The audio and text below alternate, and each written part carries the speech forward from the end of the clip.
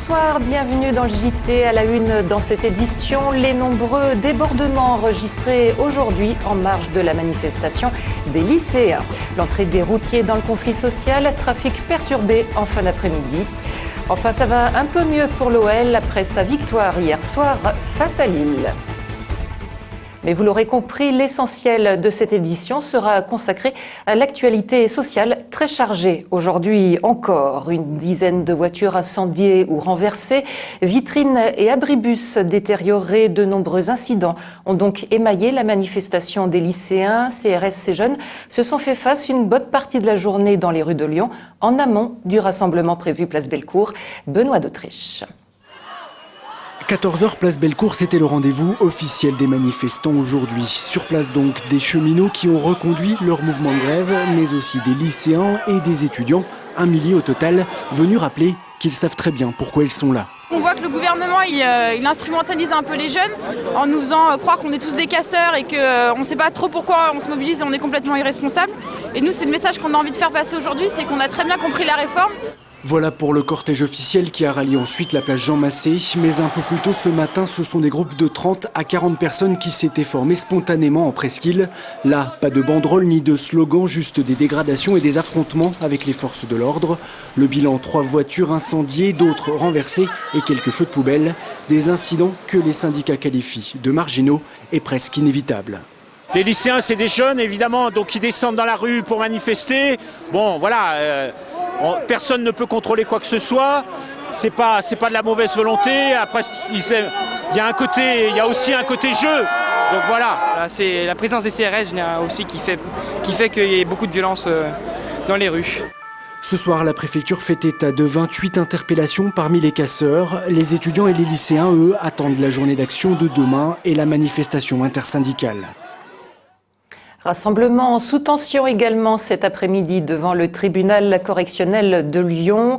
3 jeunes arrêtés en fin de semaine dernière en marge là aussi des manifestations lycéennes comparaissaient pour répondre de diverses dégradations et de jets de pierre sur les forces de police. Mais le contexte particulier fait craindre à l'avocat de l'un des prévenus une justice particulière. Il est au micro de Leïla Kessi. Si lui est un exemple, les juges sont un exemple. Le procureur de la République est un exemple et tout le monde les regarde. Alors qu'ils adoptent une position digne, celle de la justice. La justice, elle fait l'économie de l'exemplarité. Ce garçon, c'est pas un exemple, c'est pas un symbole. C'est un garçon de 22 ans et c'est ce que j'ai tenu à repréciser au tribunal.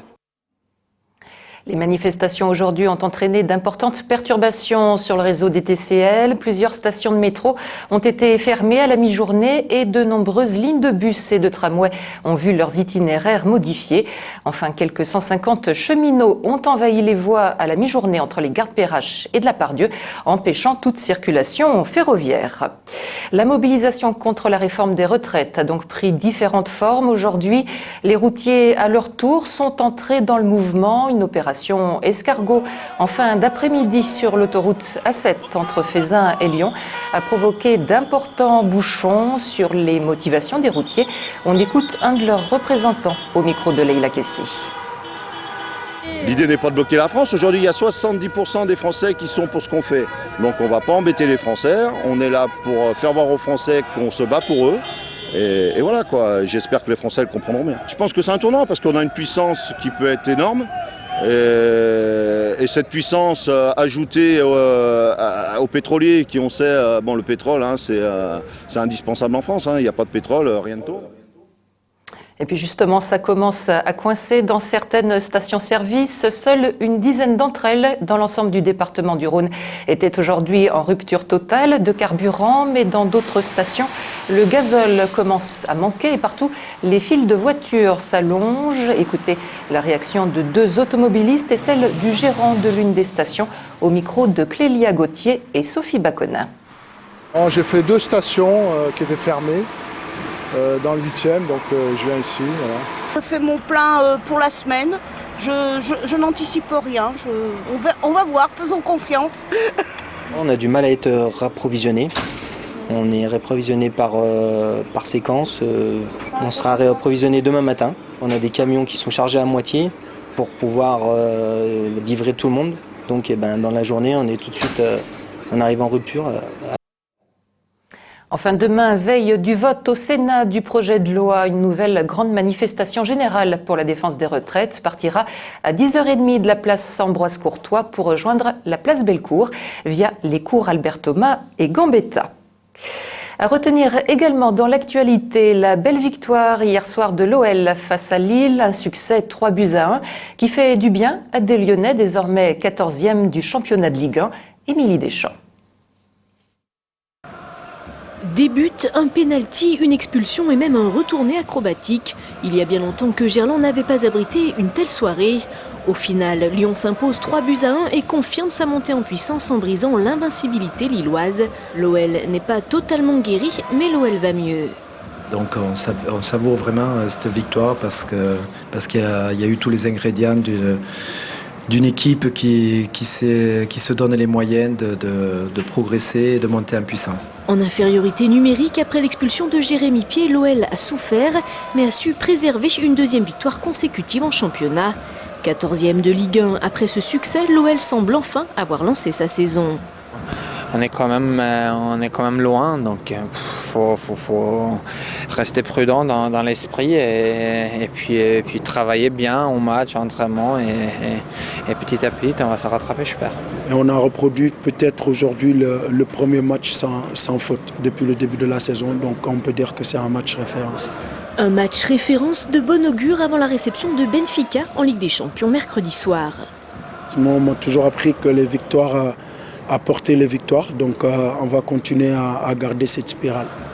Premiers de leur poule, les Lyonnais qui ont retrouvé un Lichat de niveau européen auront quasiment assuré leur qualification en 8e de finale en cas de victoire mercredi soir face aux Portugais.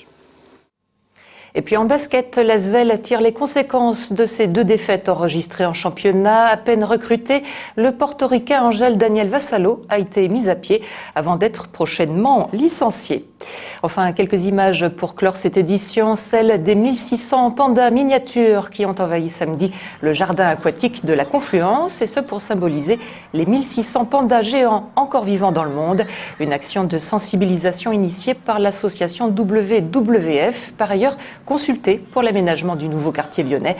On écoute à ce propos l'une de ses représentantes au micro de Gérald Bouchon. C'est le WWF qui travaille avec les architectes, les urbanistes et la ville de Lyon là, pour essayer de créer une ville dans laquelle habitants et animaux puissent cohabiter et où aussi on ait de la durabilité dans le commerce, dans les relations entre les gens et qu'on puisse préserver et la nature et le bien-être des humains.